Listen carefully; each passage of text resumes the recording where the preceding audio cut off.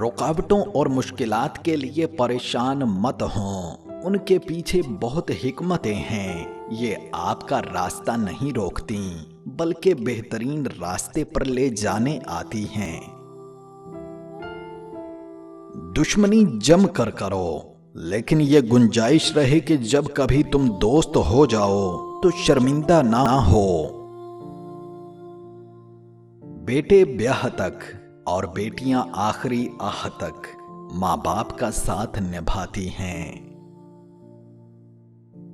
اگر گھر میں تینوں وقت کا کھانا بن رہا ہے، مہمان بھوکا نہیں جا رہا، ضرورت مندوں کی مدد ہو رہی ہے اور اولاد کو تعلیم مل رہی ہے، تو اللہ کا شکر ادا کریں کہ آپ امیر ترین شخص ہیں۔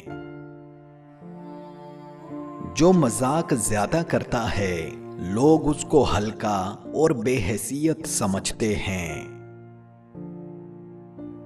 جو باتیں زیادہ کرتا ہے اس کی لغزشیں زیادہ ہو جاتی ہیں، اور جس کی لغزشیں زیادہ ہو جاتی ہیں اس کی حیا ختم ہو جاتی ہے، اس کی حیا کم ہو جاتی ہے۔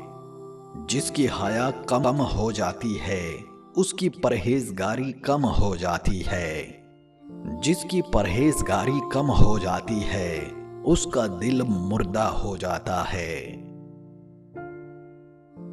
دوستو، ایک تلخ حقیقت یہ ہے، ہمارے معاشرے میں امیر بچوں کی بدتمیزی بھی شرارت اور غریب بچوں کی شرارت بھی بدتمیزی کہلاتی ہے۔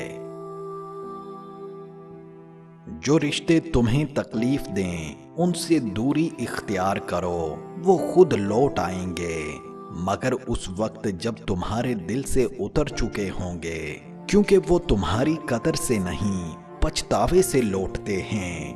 جس کی دی ہوئی تکلیف سے تم آج رو رہے ہو وہ کل تمہارے پچھتاوے میں روئے گا۔ برتن اور ظرف چھوٹا ہو تو زیادہ چیز سنبھال نہیں سکتا، چھلک جاتا ہے، چاہے علم ہو، دولت ہو، تقویٰ ہو، شہرت ہو یا عزت ہو۔